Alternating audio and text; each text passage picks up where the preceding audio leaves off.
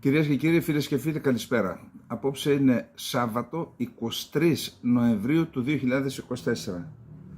Ξέρετε, υπάρχει πάντα ο κίνδυνος, θα χρησιμοποιήσω τώρα πάλι μια τουρκική λέξη, να μπει κανείς σε ένα λούκι και να αποκοπεί από την πραγματικότητα. Και αυτές οι εκπομπές είναι ένα τέτοιο λούκι, δηλαδή σε υποχρεώνουν να ασχολείσαι με συγκεκριμένα πράγματα, πολλές ώρες να αποκόβεσαι από τον έξω κόσμο και να χάνεις και την επαφή με την άλλη πραγματικότητα εκτός από αυτή που πραγματεύεσαι. Τι αποτέλεσε έναυσμα αυτής της εισαγωγής? Έχουν έρθει αρκετά παιδιά από το εξωτερικό ή γονείς που έχουν στείλει τα παιδιά τους στο εξωτερικό. Μιλάμε για σήμερα, έτσι, τώρα, δεν μιλάμε για πριν 5 χρόνια που ήταν σε κρίση. Τι θέλω να πω? Ότι η κρίση συνεχίζεται στην Ελλάδα. Ότι υπάρχουν άνθρωποι που έρχονται εδώ και λένε δεν έχω προοπτική. Σε οποιαδήποτε χώρα και να πάω περνάω καλύτερα.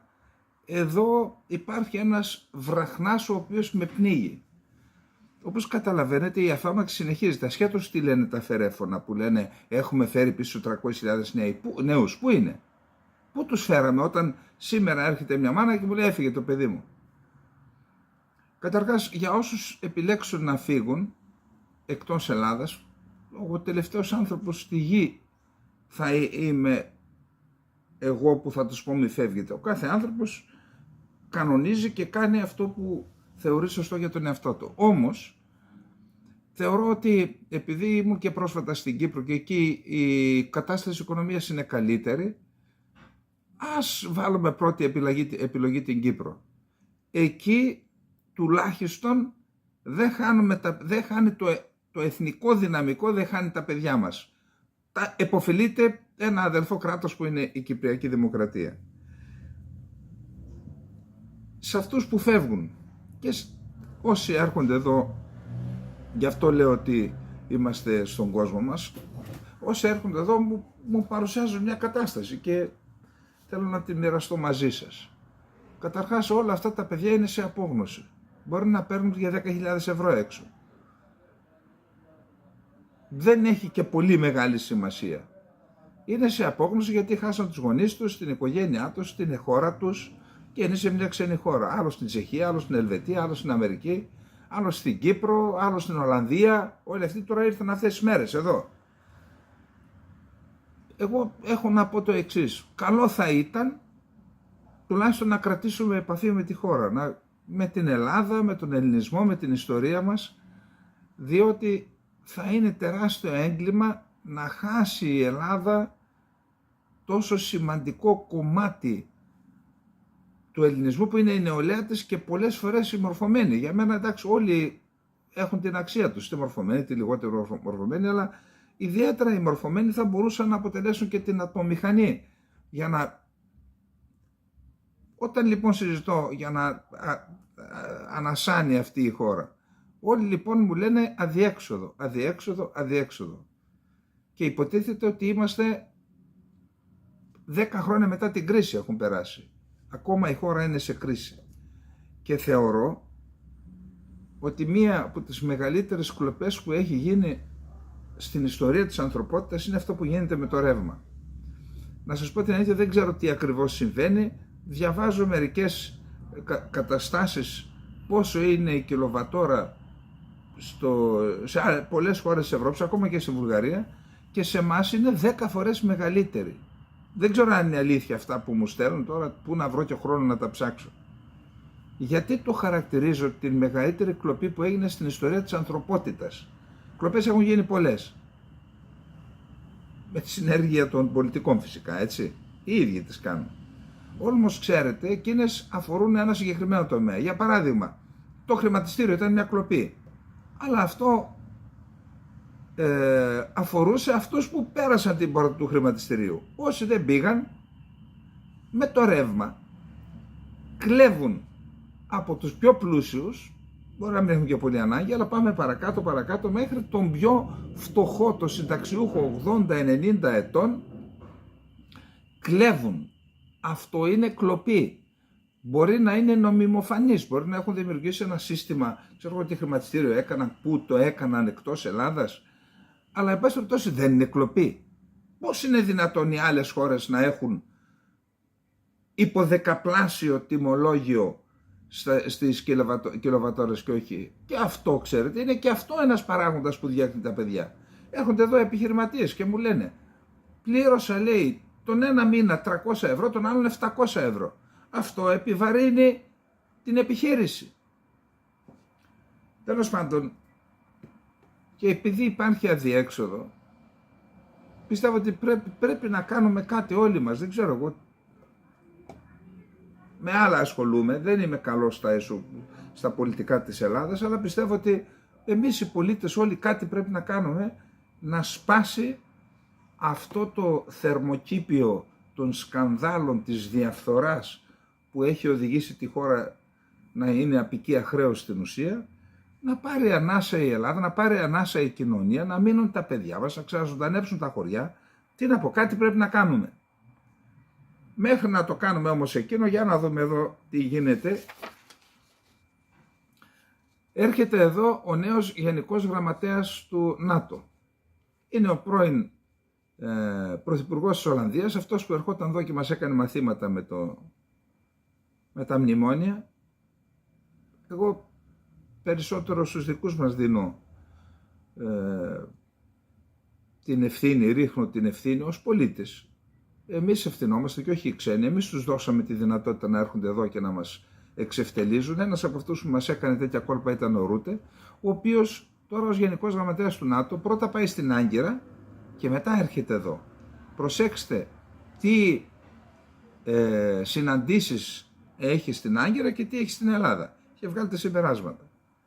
Με τον Πρωθυπουργό Κυριάκο Μητσοτάκη, τον Υπουργό Εξωτερικών Γιώργο Γεραπετρίτη και τον Υπουργό Άμυνας Νίκο Δένδια θα συναντηθεί την Τρίτη 26/11 ο Γενικός Γραμματέας του ΝΑΤΟ Μαρκ Ρούτε, ο οποίος επισκέπτεται την Αθήνα αφού προηγουμένως θα είχε επισκεφθεί την Άγκυρα. Σύμφωνα με ανακοίνωση του ΝΑΤΟ, ο Ολλανδός πρώην Πρωθυπουργός και αντικαταστάτης του Στόλτεμπεργκ θα συναντηθεί με τον Ερντογάν, το Φιντάν και τον Γκιουλέρ, δηλαδή τους ομολόγους των Ελλήνων, αλλά προσέξτε, θα συνομιλήσει και με εκπροσώπους της τουρκικής αμυντικής βιομηχανίας. Όχι μόνο αυτό, θα επισκεφτεί εγκαταστάσεις των τουρκικών βιομηχανιών παραγωγής εναέριων μέσων, την Τουσάς, εκεί που χτύπησαν οι Κούρδοι στην Άγκυρα. Και σαν να μην έφτανε αυτό, καταρχάς ας αναλογιστούν αυτοί που σκότωσαν την ελληνική αμυντική βιομηχανία. Σας το έχω ξαναπεί, επειδή τα χειρίστηκα αυτά από άλλο πόστο τη δεκαετία του 90. Τη δεκαετία του 90 η Ελλάδα ήταν 2 επίπεδα πάνω από την τουρκική, στο θέμα της αμυντικής βιομηχανίας από την αντίστοιχη τουρκική. 2 επίπεδα πάνω. Τώρα που βρισκόμαστε? Γιατί? Διότι όταν μιλούσαμε και όταν γράφαμε και όταν προειδοποιούσαμε, αλλού είχαν το μυαλό τους. Καταλαβαίνετε πού. Πώς θα δημιουργήσουν συνθήκες ούτως ώστε να κυβερνούν αυτοί τα παιδιά τους και τα εγγόνια τους. Αυτό γίνεται στην Ελλάδα. Και όχι πώς θα κρατήσουν τα παιδιά και τα εγγόνια των Ελλήνων στην Ελλάδα. Γι' αυτό φεύγουν σαν τα τρελά πουλιά. Πετούν και φεύγουν τα παιδιά μας στο εξωτερικό. Τώρα, πάλι σχετικό και με που είμαστε μέλος της Ευρώπης, υπάρχει έντονος προβληματισμός στην Ευρώπη για την επόμενη μέρα με την εκλογή του Τραμπ. Δηλαδή, αφού με αποφάσεις, πολιτικές αποφάσεις των Ευρωπαίων ηγετών, συρθήκαμε σε έναν πόλεμο που ετοίμασαν άλλοι για τους δικούς τους, και εννοώ στην Ουάσιγκτον, για να υπηρετήσουν τους δικαίες του Λονδίνο. Εκεί είναι η φωλιά του κακού. Για να υπηρετήσουν τους δικούς τους σκοπούς ή τις παλαβομάρες τους, έσυραν την Ευρώπη σε έναν πόλεμο με την Ουκρανία, και αυτό ασφαλώς έχει παίξει ρόλο και η πανδημία στην επιδείνωση της οικονομίας, να είμαστε σωστοί, αλλά η κατάσταση έχει χειροτερέψει με τον πόλεμο στην Ουκρανία. Τώρα λοιπόν ξύπνησαν οι κεντρικοί τραπεζίτες της Γερμανίας και της Γαλλίας να αναζητήσουν τρόπους γιατί αυτές είναι οι 2 μεγάλες οικονομίες στην Ευρώπη, να αναζητήσουν τρόπους ούτως ώστε να βελτιωθεί το οικονομικό κλίμα στην Ευρώπη και να αντιμετωπίσουν τις παρενέργειες των μέτρων που πιθανόν έχει δηλώσει ότι θα πάρει ο Τραμπ μόλις αναλάβει την διακυβέρνηση της χώρας. Και όταν λέμε μέτρα που θα πάρει είναι δασμοί 10 ή 20% στα ευρωπαϊκά προϊόντα που προορίζονται για την αμερικανική αγορά. Ασφαλώς και η Ελλάδα μετά και η Ευρώπη θα χρειαστεί να πάρει αντίστοιχα μέτρα. Σας θυμίζω την έκθεση του Ιταλού, του Ντράγκη, 400 σελίδων που κτυπάει καμπανάκια. Οι κορυφαίοι κεντρικοί τραπεζίτες συζήτησαν εμβάθυνση της ενιαίας ευρωπαϊκής αγοράς, κάνοντας λόγο για μια ένωση αποταμιεύσεων και επενδύσεων, καθώς και λιγότερη γραφειοκρατία και περισσότερη συνεργασία στον τομέα της άμυνας. Θα γίνουμε παραμάγαζο της τουρκικής αμυντικής βιομηχανίας. Αναφερόμενοι στην έλλειψη γαλλογερμανικών κινήσεων σε αυτούς τους τομείς, οι τραπεζίτες σχολίασαν το να χωριστούμε θα ήταν σαν να καταδικάζουμε την Ευρώπη.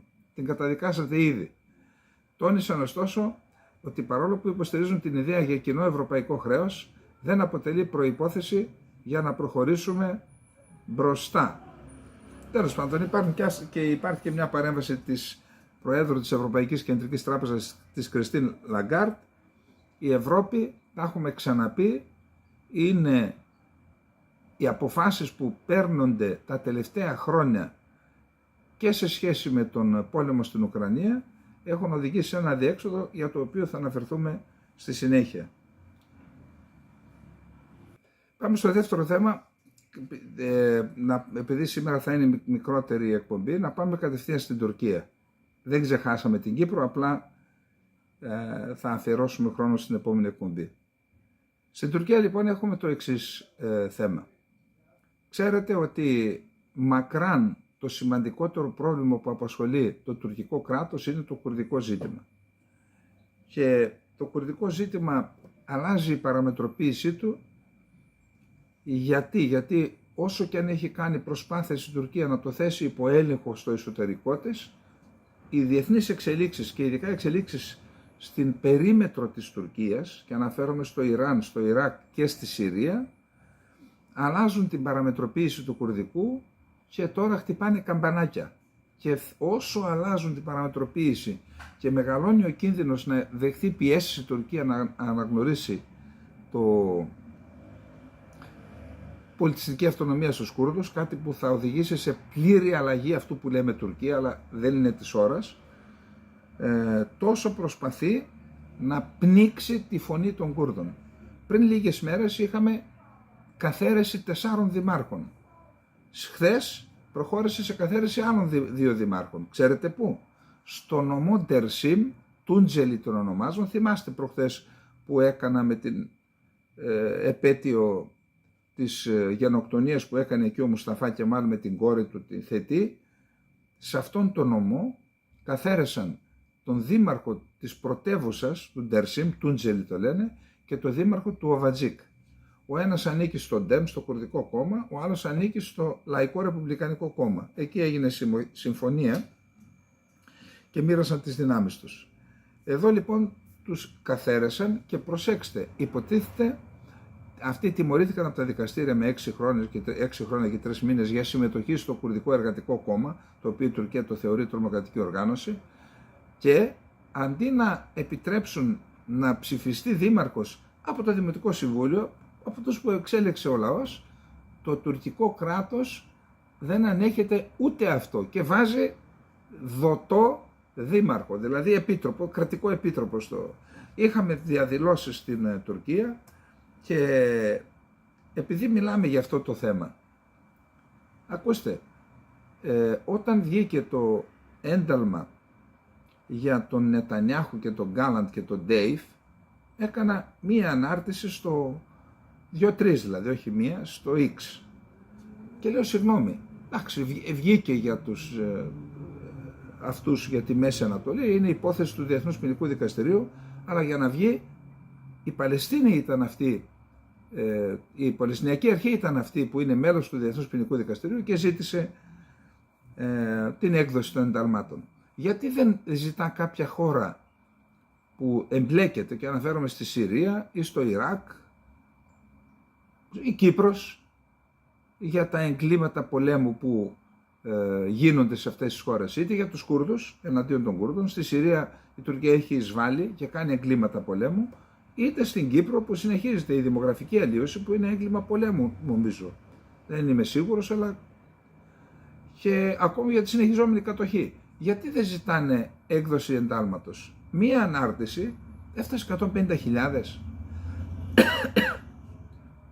Θέλω να πω, ακούτε τίποτα εσείς στην Ελλάδα? Πουθενά, εν πάση περιπτώσει, η κυβέρνηση έχει ξεκινήσει έναν δρόμο. Όλοι οι άλλοι ακούτε να λένε μια λέξη για τα εγκλήματα που διαπράττει η Τουρκία? Πάμε να δούμε τώρα τι γίνεται με το ένταλμα από το Διεθνές Ποινικό Δικαστήριο για Νετανιάχου και Γιοάβ Γκάλαντ. Λοιπόν, ακούστε. Εγώ θεωρώ ότι είναι πολύ σημαντική η απόφαση. Πολύ σημαντική. Δηλαδή,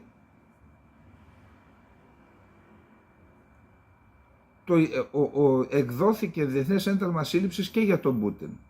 Αλλά ο Πούτιν έχει τη δυνατότητα να πηγαίνει σε χώρες, ενώ οι χώρες της πρώην Σοβιετικής Ένωσης εκεί στην ουσία είναι η πίσω αυλή της Ρωσίας, πήγε στη Μογγολία, πήγε στην Κίνα, το Ισραήλ, επειδή είναι προσανατολισμένο προς τη Δύση και επειδή η Δύση είναι όλοι ενταγμένοι στο Διεθνές Ποινικό Δικαστήριο, εκεί υπάρχουν υποχρεωτικότητες. Για να δούμε ποιες χώρες στην Ευρώπη έχουν δηλώσει τι θα πράξουν εάν επισκεφθεί τη χώρα τους ο Ισραηλινός Πρωθυπουργός. Λοιπόν, καταρχάς η μόνη χώρα που είπε ελάτε εδώ, δεν έχετε κανένα πρόβλημα, είναι η Ουγγαρία του Όρμπαν. Είπε στον Νετανιάχου, έλα εδώ, δεν έχεις κανένα πρόβλημα. Βρετανία. Η Downing Street ανέφερε ότι ο Ισραηλινός Πρωθυπουργός Νετανιάχου θα συλλαμβανόταν αν έφτανε στο βρετανικό έδαφος μετά την έκδοση διεθνούς εντάλματος σύλληψης εναντίον του. Η Βρετανία είναι η χώρα που έπαιξε καθοριστικό ρόλο στην ίδρυση του κράτους του Ισραήλ. Εδώ βλέπετε, γι' αυτό είπα είναι πάρα πολύ σημαντικό το ένταλμα. Η χώρα λοιπόν που έπαιξε το μεγαλύτερο ρόλο στην ίδρυση του κράτους του Ισραήλ υποχρεώνεται να εφαρμόσει το ένταλμα. Ο εκπρόσωπος του Βρετανού Πρωθυπουργού, Σερ Κιρ Στάρμεν, δήλωσε ότι η κυβέρνηση θα εκπληρώσει τις νομικές της υποχρεώσεις σε σχέση με το ένταλμα σύλληψης. Νωρίτερα, η Υπουργός Εσωτερικών Ιβέτ Κούπερ είχε δηλώσει ότι δεν κρίνει σκόπιμο να σχολιάσει τις σχετικές διαδικασίες, καθώς το Διεθνές Ποινικό Δικαστήριο είναι ανεξάρτητο, αν και το Ηνωμένο Βασίλειο είναι μέλος. Αυτό που μπορώ να πω είναι ότι προφανώς η θέση της Βρετανικής κυβέρνησης παραμένει ότι πιστεύουμε ότι η εστίαση πρέπει να δοθεί στην επίτευξη κατάπαυσης του πυρός στη Γάζα. Άρα λόγια να αγαπιόμαστε. Δεν λέει αν συμφωνεί ή διαφωνεί.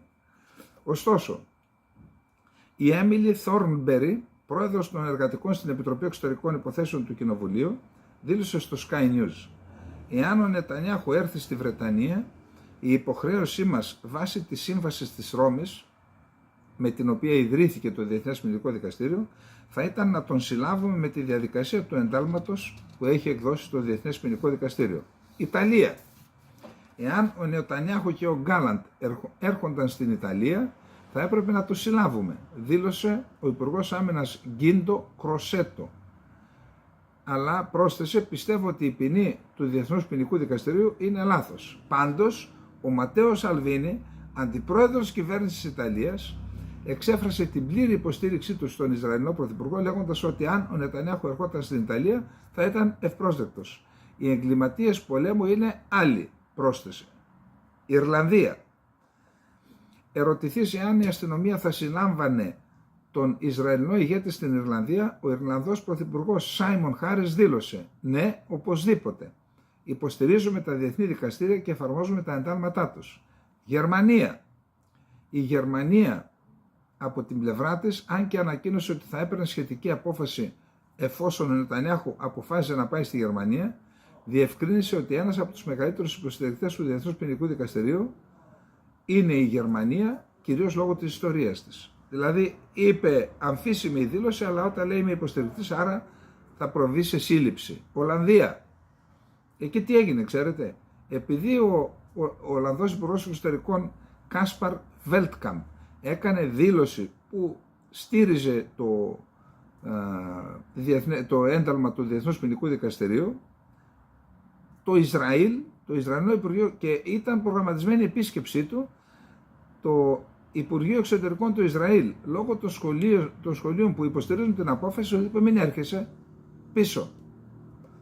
Βέλγιο, από τις πιο σκληρές δηλώσεις υπέρ της απόφασης και κατά Νετανιάχου. Η καταπολέμηση της ατιμωρησίας όπου διαπράττονται εγκλήματα αποτελεί προτεραιότητα για το Βέλγιο, το οποίο υποστηρίζει πλήρως το έργο του Διεθνούς Ποινικού Δικαστηρίου. Ανακοίνωση του Βελγικού Υπουργείου Εξωτερικών. Οι υπεύθυνοι για εγκλήματα που διαπράχθηκαν στο Ισραήλ και τη Γάζα πρέπει να διαχθούν στο υψηλότερο επίπεδο ανεξάρτητα από το ποιος τα διέπραξε. Η αντιπρόεδρος της κυβέρνησης του Βελγίου, Πέτρα Ντε Σάτερ, ανέφερε επίσης ότι η Ευρώπη πρέπει να συμμορφωθεί με την απόφαση του Διεθνούς Ποινικού Δικαστηρίου και να εκτελέσει τα εντάλματα σύλληψης. Αυτή το άνοιξε, είπε όλη η Ευρώπη. Ισπανία. Η Ισπανία σέβεται την απόφαση του Διεθνούς Ποινικού Δικαστηρίου και θα συμμορφωθεί με τις δεσμεύσεις και τις υποχρεώσεις της σε σχέση με το καταστατικό της Ρώμης και το διεθνές δίκαιο, δήλωσαν κυβερνητικοί αξιωματούχοι στα ισπανικά μέσα ενημέρωσης. Η Υπουργός Εργασίας Γιολάντα Ντιάζ χαιρέτησε την απόφαση του δικαστηρίου, λέγοντας ότι η Μαδρίτη είναι πάντα στο πλευρό της δικαιοσύνης και του διεθνούς δικαίου. Η γενοκτονία του Παλαιστινιακού λαού δεν μπορεί να μείνει ατιμόρυτη. Μόνο που σε σχέση με την Τουρκία και τη γενοκτονία που διαπράττει στους Κούρδους, επειδή είναι εκεί οι τράπεζες ισπανικές είναι εκτεθειμένες για 60 δις στην Τουρκία και επειδή κάνει και αεροπλανοφόρο η Τουρκία στην Ισπανία, εκεί κάνουμε τον Αλέκο, τον Ισπανό. Αυστρία. Το Υπουργείο Εξωτερικών της Αυστρίας χαρακτήρισε την απόφαση του Διεθνούς Ποινικού Δικαστηρίου εντελώς ακατανόητη. Ωστόσο, ανέφερε ότι οι αρχές δεν θα είχαν άλλη επιλογή από το να συλλάβουν τον Νετανιάχου. Ο Υπουργός Εξωτερικών της Αυστρίας, Αλεξάντερ Σάλενμπεργκ, επέκρινε την απόφαση ως παράλογη, αλλά είπε ότι το διεθνές δίκαιο είναι αδιαπραγμάτευτο και ισχύει για όλους και παντού. Τέλος, Σλοβενία. Η Σλοβενία σέβεται την απόφαση του Διεθνούς Ποινικού Δικαστηρίου σχετικά με εντάλματα σύλληψης για φερόμενα εγκλήματα πολέμου και εγκλήματα κατά της ανθρωπότητας και θα συμμορφωθεί πλήρως με αυτήν, δήλωσε ο Πρωθυπουργός Ρόμπερτ Γκόλομπ. Από την Ελλάδα ακούσατε τίποτα για τα εντάλματα? Εγώ δεν άκουσα πάντως. Άμα ακούσατε εσείς. Τώρα είχαμε άλλη μια επιτυχία του Ισραήλ σε επιχειρησιακό επίπεδο με χτύπημα χειρουργικής ακρίβειας στη Συρία. Το Ισραήλ σκότωσε τον ανώτερο διοικητή της Χεσμολάχ, Αλί Μουσά Νταγντούκ, όπως ανέφερε το NBC News, επικαλούμενο ανώτερο αξιωματούχο άμυνας των ΗΠΑ. Ο Νταγντούκ, γνωστός και ως Αμπού Χουσέιν Σαγέντ, καταζητείται στη ΣΥΠΑ για επιθέσεις εναντίον αμερικανικών στρατευμάτων στο Ιράκ, συμπεριλαμβανομένου του σχεδιασμού μιας περίπλοκης επίθεσης στην Καρμπάλα το 2007 που είχε ως αποτέλεσμα το θάνατο 5 Αμερικανών στρατιωτικών. Ο Νταγντούκ είχε υπηρετήσει ως διοικητής μιας μονάδας ειδικών δυνάμεων της Χεσμολάχ και επικεφαλής ασφάλειας του Νασράλα.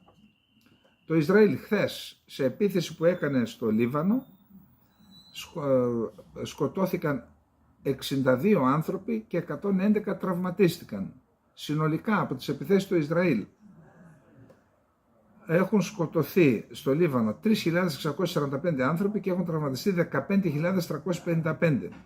Επίσης, με Ισραηλινό πλήγμα εναντίον της κατοικίας του, ο διευθυντής του νοσοκομείου του Ντάρ Αλαμάλ στον Ανατολικό Λίβανο, Αλί Ρακάν Αλάμ, σκοτώθηκε. Το σπίτι του είναι δίπλα στο νοσοκομείο, μαζί με άλλους 6 μέλη του ιατρονοσηλευτικού προσωπικού του νοσοκομείου.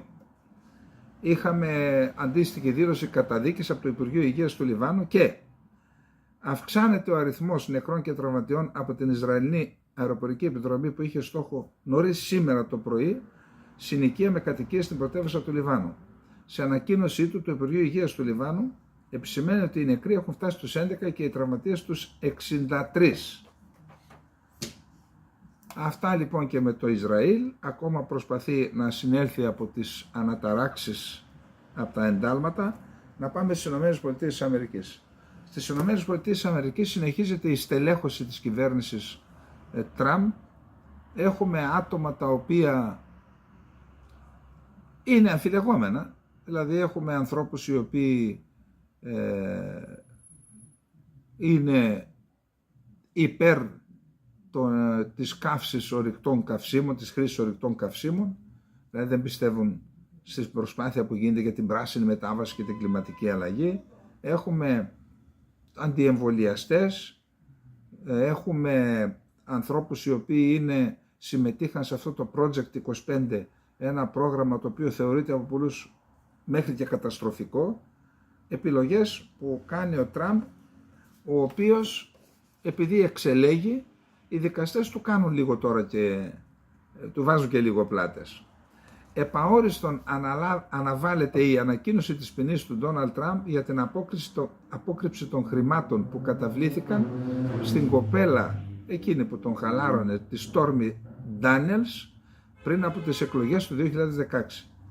Ο δικαστής Χουάν Μέρτσαν, που επρόκειτο να αποφανθεί επί της ποινής στις 26 Νοεμβρίου, μεθαύριο δηλαδή, έδωσε στους συνηγόρους του Τραμπ τη δυνατότητα να προσφύγουν μέχρι τις 2 Δεκεμβρίου για να ζητήσουν την ακύρωση της διαδικασίας, κάτι που ήταν στους στόχους τους, το επιδίωκαν. Άρα η ανακοίνωση της ποινής αναβάλλεται. Ο Τραμπ κρίθηκε ένοχος στις 30 Μαΐου για πλαστογραφία λογιστικών εγγράφων, με στόχο να αποκρύψει την πληρωμή που έκανε μέσω του δικηγόρου του στην Daniels. Η εισαγγελία του Μανχάταν άνοιξε το δρόμο για την ακύρωση της υπόθεσης προχθές Τρίτη, όταν ο εισαγγελέας Άλβιν Μπραγκ ανέφερε ότι το ζήτημα πρέπει να εξεταστεί, μολονότι ο ίδιος αντιτίθεται στην αναβολή. Αναγνώρισε όμως ότι θα πρέπει να μελετηθεί η πιθανότητα να παγώσουν όλες οι διώξεις μέχρι το τέλος της θητείας του 47ου Προέδρου. Καταλαβαίνετε τώρα. Σου λέει δεν μπορεί να είναι πρόεδρος και να δικάζεται. Από τις 4 ποινικές υποθέσεις που είναι σε εξέλιξη εις βάρος του Τραμπ, έχει εκδικαστεί μόνο αυτή που αφορά την κοπέλα, την Στόρμι Ντάνιελς. Συνάντηση με τον Τραμπ είχε ο Ρούτε, που θα μας έρθει και εμάς την Τρίτη, πότε θα έρθει. Συναντήθηκαν χθες. Σύμφωνα με εκπρόσωπο του ΝΑΤΟ, με την εκπρόσωπο του ΝΑΤΟ Φάραχ Νταχλάλα, οι δύο άντρες συζήτησαν το φάσμα των παγκοσμίων ζητημάτων ασφάλειας που αντιμετωπίζει η συμμαχία. Τώρα, τον Σκοτ Μπέσεντ, ιδρυτή της εταιρείας επενδύσεων K-Square Group και ένθερμο υποστηρικτή του πολιτικού ελέγχου της Αμερικανικής Κεντρικής Τράπεζας, της Fed, επέλεξε ο Ντόναλντ Τραμπ για το αξίωμα του Υπουργού Οικονομικών. Ο Μπέσεντ έχει υποστηρίξει φορολογικές μεταρρυθμίσεις και την άρση ρυθμιστικών παρεμβάσεων,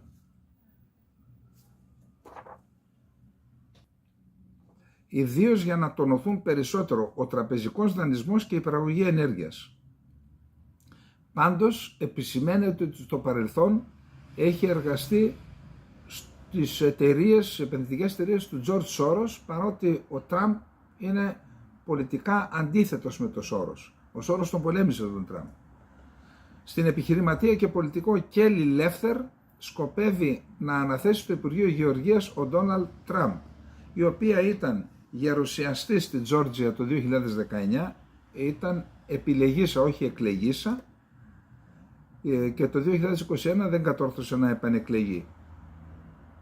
Ο Τραμπ ανακοίνωσε ότι επέλεξε τον Άλεξ Γουόγκ, πρώην αξιωματούχο του State Department, να αναλάβει καθήκοντα αναπληρωτή Συμβούλου Εθνικής Ασφάλειας. Σημαντική θέση, ο Γουόγκ είχε αναλάβει τα διαδικαστικά για τη συνάντηση που είχε κάνει όσο ήταν πρόεδρος ο Τραμπ με τον Κιμ Ιονγκ-ουν, τον Βορειοκορεάτη. Σύμφωνα με την εφημερίδα The Hill της Βοστόνης, σημαντική και αξιόπιστη εφημερίδα. Προσέξτε, αυτό είναι πολύ σοβαρό. Το Κογκρέσο των ΗΠΑ σκοπεύει να υποχρεώσει τον Τραμπ να συνεχίσει την βοήθεια στην Ουκρανία. Σύμφωνα με το δημοσίευμα, εάν εγκριθεί ο νόμος, ο Τραμπ θα πρέπει να υποχρεούται να ζητά συνεχώς στρατιωτική και οικονομική υποστήριξη για την Ουκρανία.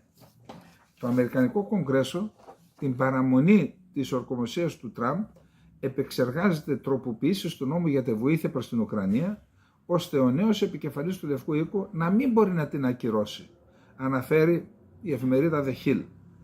Οι φιλοουκρανοί πολιτικοί στη ΣΥΠΑ και στα δύο κόμματα εργάζονται για να θεσπίσουν βασικές διατάξεις νόμους που σχετίζονται με την υποστήριξη των ΗΠΑ προς το Κίεβο μέχρι τον Ιανουάριο του 2025, να τις έχουν τελειώσει, να έχουν εγκριθεί, για να είναι υποχρεωμένος ο Τραμπ να συνεχίζει να στηρίζει την Ουκρανία και να μην προβεί στη μείωση, γιατί εάν προβεί στη μείωση της βοήθειας ή στην διακοπή, το έχει πει ο ίδιος ο Ζελένσκι, τελειώσαμε.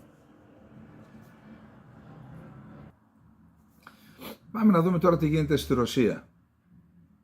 Ακούστε, όταν ξεκίνησε ο πόλεμος και στη συνέχεια όμως, επειδή ξέρετε στην Ελλάδα υπάρχουν 350.000, μπορεί και 400.000 Έλληνες πολίτες, οι οποίοι γεννήθηκαν, μεγάλωσαν, σπούδασαν στην πρώην Σοβιετική Ένωση και ιδιαίτερα όταν διαλύθηκε η Σοβιετική Ένωση, άρχισαν να έρχονται στην Ελλάδα. Δηλαδή απελευθερώθηκαν οι διαδικασίες και άρχισαν να έρχονται στην Ελλάδα. Οι περισσότεροι, το 90% είναι Έλληνες που είχαν καταφύγει στον Κάφκασο, στην Ταυρίδα, στην Νότια Ρωσία από την περιοχή του Πόντου, και ένα μικρό κομμάτι, το 10% ήταν πολιτικοί πρόσφυγες που είχαν πάει κυρίως στην Τασκένδη. Αλλά μπορεί και πάνω από το 90%, 95% να είναι Έλληνες με μακρά απότερη καταγωγή από τον Πόντο. Μου λέγανε λοιπόν, χωρίς βρε λέει, έχει και άλλα όπλα ο Πούτιν, μην νομίζεις. Εγώ το θεωρούσα αυτό προπαγάνδα. Έχει και άλλα όπλα, λέει, και αν τα εμφανίσει δεν θέλει να τα εμφανίσει. Και λέω, συγγνώμη ρε, κάθονται, σκοτώνονται δεκάδες χιλιάδες άνθρωποι. Εκατοντάδες είναι οι νεκροί και οι τραυματίες. Και εδώ θα θέλω να σας πω κάτι. Σε έναν πόλεμο μην βλέπετε τους νεκρούς, τους τραυματίες να βλέπετε. Τότε ο νεκρός έφυγε στο μνήμα και έφυγε. Οι τραυματίες που συνήθως είναι πενταπλάσιοι, εξαπλάσιοι ή εφταπλάσιοι, αυτοί είναι στην κοινωνία, απασχολούν ο καθένας 10-11 άτομα για την αποθεραπεία τους, στη συνέχεια είναι ανάπηροι στην κοινωνία, είναι μεγαλύτερο βάρος στην κοινωνία.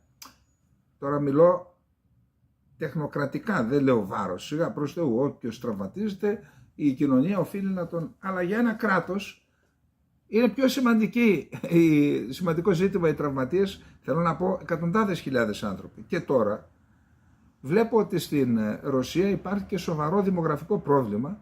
Γι' αυτό χθες δήλωσε νομίζω ο Πεσκόφ, επειδή έχουμε σοβαρό δημογραφικό πρόβλημα, μια αυτή η εχανής χώρα είναι 1,4 νομίζω είναι ο δείκτης γεννητικότητας, θέλουμε λέει μετανάστες. Όσοι θέλουν τι έρχονται στην Ελλάδα, τραβάτε εκεί, δουλειά έχει. Τέλος πάντων, μου έλεγαν ότι έχει καινούργια όπλα. Δεν το πίστευα. Δηλαδή δεν έδινα μεγάλες πιθανότητες να είναι αλήθεια. Τελικά προσέξτε, ως ένα όπλο μπορεί να αλλάξει. Έλεγα λοιπόν, αφού το έχει το όπλο, γιατί δεν το χρησιμοποιεί και αφήνει τους ανθρώπους να σκοτώνονται, να τελειώσει τον πόλεμο. Τελικά το όπλο αυτό εμφανίστηκε και φαίνεται ότι θα παίξει πραγματικά καθοριστικό ρόλο στην πορεία του πολέμου. Το έχουμε πει και στη χθεσινή μας εκπομπή, ο πόλεμος αυτός για αλλού άρχισε και για αλλού πήγε. Η Δύση, βασικά οι Αγγλοσάξονες, Αμερικανοί και Βρετανοί ξεκίνησαν αυτόν τον πόλεμο ή μάλλον το σχεδίασαν ούτως ώστε να καταλήξουμε εδώ που καταλήξαμε, στην εισβολή και εδώ που καταλήξαμε. Είχαν τους δικούς τους στόχους, δεν τους βγήκε στο πεδίο παρά τα πεδαριώδη λάθη που δεν θα τα έκανε ούτε δεκανέας που έκαναν οι Ρώσοι στρατηγοί τις πρώτες φάσεις του πολέμου. Μετά διδάχθηκαν από τα λάθη τους και τώρα βλέπουμε ότι αυτός ο πόλεμος η εξέλιξή του δεν είναι αυτή που σχεδίασαν και δεν ξέρω πώς να διαχειριστούν αυτήν την κατάσταση, αυτή την ήττα στην ουσία. Όμως η Δύση και το ΝΑΤΟ έχουν ένα τεράστιο πολιτικό στρατηγικό κέρδος από αυτόν τον πόλεμο και είναι η μετατροπή της Βαλτικής θάλασσας σε μια νατοϊκή λίμνη.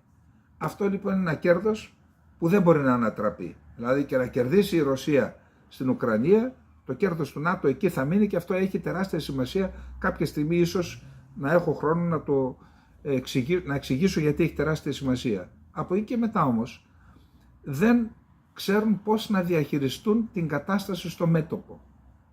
Έχει κάνει μια κίνηση η Ουκρανία, ελέγχει περίπου 700 τετραγωνικά χιλιόμετρα στο Κούρσκ, όμως αυτό δεν μπορεί να επηρεάσει την πορεία ούτε του πολέμου ούτε και των διαπραγματεύσεων όποτε αυτές γίνουν. Εκτιμώ ότι από εκεί θα τους βγάλουν οι Ρώσοι μαζί με τους Βορειοκορεάτες στο επόμενο διάστημα που θα αρχίσει η αντεπίθεση. Όμως έχουμε δηλώσεις Ουκρανών αξιωματούχων που λέει η κατάσταση στο μέτωπο δεν είναι καλή, το Κουράχοβο από μέρα σε μέρα πέφτει, το Τσάσιβ Γιάρ και αυτό θα πέσει, μένουν δύο προπύργια μεγάλης σημασίας, το Ρέτσκ, όχι τόσο μεγάλης σημασίας όσο το Ποκρόβσκ, που εκεί η κατάσταση είναι στάσιμη. Πιθανότατα θέλουν να τελειώσουν με το Κουράχοβο και να κάνουν υπερκαιρωτικό ελιγμό, αν και είναι τεράστιες αποστάσεις, για το Ποκρόβσκ. Και επίσης διαβάζω σε ουκρανικά μέσα, ουκρανικούς λογαριασμούς, ότι προετοιμάζουν μία επίθεση για τη Ζαπορίζια. Υπόψη είναι ότι την περιφέρεια της Ζαπορίζια την έχουν ενσωματώσει οι Ρώσοι με τα διατάγματά τους και τα δημοψηφίσματά τους. Η πρωτεύουσα όμως είναι εκτός και αποφεύγουν να την βομβαρδίσουν εκτός από την Ζαπορίζια. Πιθανότητα θέλουν και αυτοί να την υπερκεράσουν και να την καταλάβουν. Εν πάση περιπτώσει, ενώ λοιπόν η κατάσταση στο μέτωπο δεν είναι καλή, κάνουν σπασμωδικές ενέργειες είτε με τους ΑΤΑΚΕΜΕΣ είτε με την παροχή ναρκών κατά προσωπικού στους Ουκρανούς.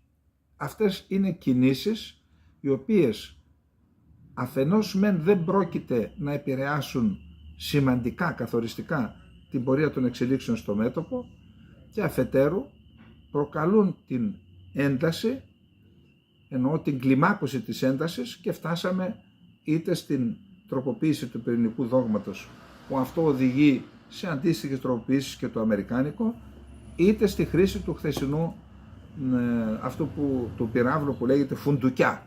Για να δούμε σχετικά πράγματα σε αυτό. Ρωσικές πηγές ισχυρίστηκαν ότι η Ρωσία θα κλείσει μέρος του εναέριου χώρου της σήμερα και αύριο για να δοκιμάσει πυράβλους. Ο αναπληρωτής αρχηγός της στρατιωτικής υπηρεσίας πληροφοριών της Ουκρανίας, υποστράτηγος Βαντίμ Σκιμπίτσκι, προειδοποίησε χθες ότι η Ρωσία πιθανότητα διαθέτει έως και 10 πυράβλους Ορεσνίκ, Ορεσνίκ σημαίνει φουντουκιά, και ότι η Ρωσία πιθανότητα θα πραγματοποιήσει δοκιμαστικές εκτοξεύσεις για όλους αυτούς τους πυράβλους στο μέλλον. Ο Πούτιν δήλωσε ότι θα συνεχίσει να δοκιμάζει υπερηχητικούς πυράβλους Ορεσνίκ. Ο πύραυλος που εκτοξεύτηκε την Πέμπτη δοκιμάστηκε με επιτυχία, είπε ο Πούτιν, ενώ πρόσθεσε ότι κανένα άλλο έθνος δεν έχει όπλο όπως αυτό. Μιλώντας σε μια συνάντηση με την ηγεσία της Άμυνας και μέλη του Συμβουλίου Ασφαλείας στη Μόσχα, ο πρόεδρος της Ρωσίας τόνισε ότι η ανάπτυξη του πυραυλικού συστήματος είναι ζωτικής σημασίας, καθώς αντιμετωπίζουμε νέες απειλές. Οπλικά συστήματα όπως το Ορεσνίκ δεν υπάρχουν πουθενά αλλού, είπε σε συνάντηση που έγινε στο Υπουργείο Άμυνας. Επίσης, είπε ότι ο πύραυλος δεν μπορεί να αναχαιτιστεί και ότι έχουμε ένα απόθεμα τέτοιων συστημάτων έτοιμο για χρήση, και πρόσθεσε ότι έχει διατάξει να αρχίσει η μαζική παραγωγή του συγκεκριμένου πυράβλου. Αφού δοκιμάστηκε με επιτυχία, είπε προχωράτε. Επίσης, να θυμίσουμε ότι είπε ο Πούτιν στο διάγγελμά του ότι η Δύση κλιμακώνει τη σύγκρουση στην Ουκρανία, επιτρέποντας το Κίεβο να χτυπήσει τη Ρωσία με πυράβλους μεγάλου βελληνικούς δυτικής κατασκευής, και ότι η σύγκρουση μετατρέπεται σε παγκόσμια σύγκρουση, πλανητική σύγκρουση, είπε, δεν είπε παγκόσμιο πόλεμο. Μάλιστα, άφησε ανοιχτό το ενδεχόμενο χρήση υπερηχητικού πυράβλου, λέγοντας ότι αν χρησιμοποιήσουμε τον υπερηχητικό πύραυλο κατά της Ουκρανίας θα προειδοποιήσουμε τους πολίτες. Που εδώ εγώ δεν κατάλαβα. Και αυτός υπερηχητικός ήταν, τώρα θα χρησιμοποιήσουν άλλο πύραυλο. Για κρατήστε το κι αυτό. Τέλος πάντων, εδώ είμαστε. Το ΝΑΤΟ την Τρίτη θα πραγματοποιήσει έκτακτες συνομιλίες με την Ουκρανία μετά από αίτημα της Ουκρανίας, μετά την επίθεση με το συγκεκριμένο πύραυλο. Επίσης, ο Τούσκ και ο Λιπαύσκι, υπουργός εξωτερικών της Τσεχίας, ο Τούσκ είπε ότι υπάρχει κίνδυνος για παγκόσμιο πόλεμο και αυτός. Ο υπουργός εξωτερικών της Τσεχίας στο Κίεβο έκανε λόγο για προσπάθεια του Ρώσου δικτάτορα να τρομοκρατήσει τόσο τον Ουκρανικό όσο και τον ευρωπαϊκό πληθυσμό. Και να πούμε ότι κυκλοφόρησε μία κατάσταση σε ρωσικούς λογαριασμούς και χάρτης με τις νατοικές βάσεις στην Ευρώπη που είναι δυνατόν να χτυπηθούν και με το συγκεκριμένο πύραυλο, μην πάμε σε άλλους. Και η Βουλγαρία έχει 3 βάσεις από ό,τι είδα, η Ελλάδα έχει 1 βάση και αυτή είναι η βάση της Σούδας, δεδομένου του στρατηγικού χαρακτήρα αυτής της βάσης και για το ΝΑΤΟ και για τις ΗΠΑ. Λοιπόν, όπως καταλαβαίνετε από αυτά που είπαμε, το στρατιωτικό βιομηχανικό κατεστημένο στις ΗΠΑ δεν θα πέσει εύκολα. Είχε πει ο Μετβέντεφ, αν δεν κάνω λάθος, δεν θα είναι εύκολο για τον Τραμπ να κάνει αυτά που λέει, γιατί υπάρχει κίνδυνος να πάθει ό,τι έπαθε ο Κέννεντι. Άρα είδατε τι ετοιμάζουν στο Κογκρέσο. Και Ρεπουμπλικάνοι και Δημοκρατικοί. Να του δέσουν τα χέρια, ούτως ώστε να τον υποχρεώσουν να συνεχιστεί ο πόλεμος. Εν πάση περιπτώσει, το θέμα είναι ότι κάθε βήμα που γίνεται να πληγεί η Ρωσία, έχουμε μια απάντηση. Και η απάντηση αυτή οδηγεί στην κλιμάκωση. Στην κλιμάκωση πού θα φτάσουμε? Εν πάση περιπτώσει θα δούμε, θα δοκιμαστεί ο Τραμπ και η αξιοπιστία του Τραμπ, αλλά και το κατά πόσο σκληρό καρύδι είναι να τα βάλει με τεράστια συμφέροντα που από τον πόλεμο και από τους πολέμους κερδίζουν εκατοντάδες δισεκατομμύρια, για να μην πούμε και κανένα άλλο νούμερο. Λοιπόν, αυτά είχαμε να πούμε για απόψε. Για όσους ανησυχούν για την μετεξέλιξη του συμμετέχου, έχουμε πει ότι γίνονται προσπάθειες, μαθαίνουμε από τα λάθη μας, χτίζεται βήμα-βήμα, με μεγάλη προσοχή, περιμένετε και θα ενημερωθείτε ως ο νούπο. Λοιπόν, καληνύχτα, να είστε όλες και όλοι καλά.